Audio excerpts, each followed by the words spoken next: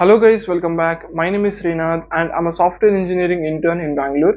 So ఈ వీడియోలో నేను one of the most important విషయం గురించి డిస్కస్ చేయబోతున్నాను. అదేంటో మీకు వీడియో ఎండ్ వరకు చూసి అర్థమవుతుంది.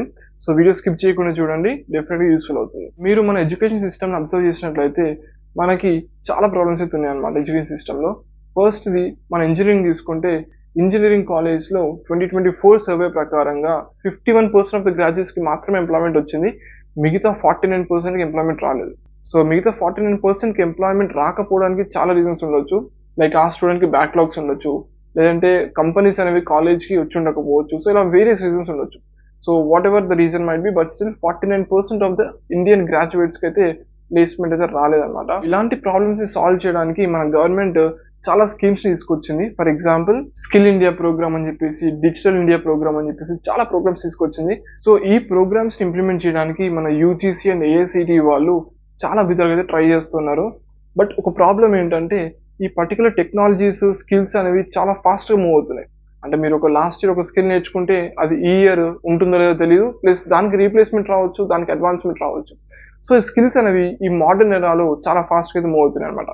సో ఈ ప్రాబ్లమ్స్ ని సాల్వ్ చేయడానికి చాలా యూనివర్సిటీస్ ఎన్ఐఐటితో కొలాబరేట్ అవుతుంది. సో ఎన్ఐఐటి అనేది ఏంటంటే next wave institute of advance technologies. NIIT అనే ప్లాట్ఫామ్ 3 ఐఐటీస్ కలిసి బిల్డ్ చేశారు. Shashank from IIT Bombay, Anupam from IIT Kharagpur, Rahul from IIT Hyderabad. In simpler words, NIIT ఏం చేస్తుందంటే ఎడ్యుకేషన్ సిస్టమ్ కి ఎంప్లాయ్మెంట్ కి కావాల్సిన ఏదైతే గ్యాప్ ఉంటుందో ఆ గ్యాప్ ని తగ్గిస్తుంది. అంటే ఒక బ్రిడ్జ్ అనేది ఏర్పాటు చేస్తుంది అనమాట.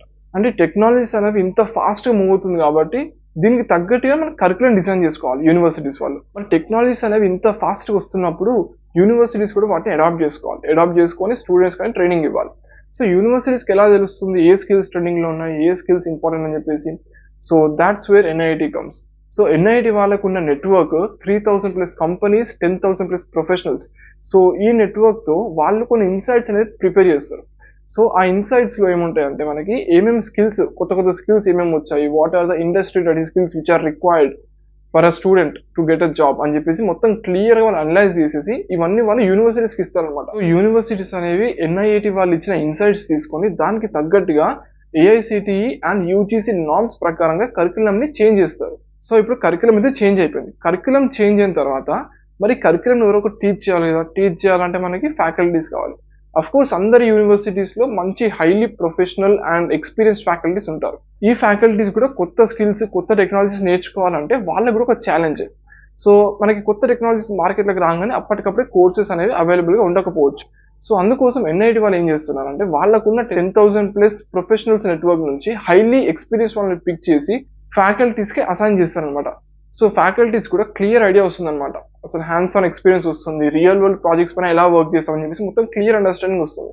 ఫ్యాకల్టీస్ కి మొత్తం క్లియర్ గా అండర్స్టాండ్ అయితేనే వాళ్ళ స్టూడెంట్స్ కి మొత్తం క్లియర్ గా డెలివర్ చేయగలుగుతారు. ఎన్ఐఐటి వాళ్ళు ఇచ్చే ఇండస్ట్రీ లెడ్ సర్టిఫికేషన్ ప్రోగ్రామ్ ని యూనివర్సిటీ ఫ్యాకల్టీ అండర్గో అయ్యేలాగా ఎంకరేజ్ చేస్తారు. ఈ ఎన్ఐఐటి వాళ్ళు యూనివర్సిటీస్ కి ఏఐ బేస్డ్ ప్లాట్ఫామ్స్ అనేవి ఇస్తారనమాట. సో ఈ పర్టికులర్ ఏఐ బేస్డ్ ప్లాట్ఫామ్స్ వల్ల యూజ్ ఏంటంటే స్టూడెంట్స్ యొక్క ప్రోగ్రెస్ ట్రాక్ చేస్తారు. ఫర్ ఎగ్జాంపుల్ స్టూడెంట్స్ నేర్చుకుంటూ ఉంటారు, ప్లేస్మెంట్ కి ప్రిపేర్ అవుతూ ఉంటారు.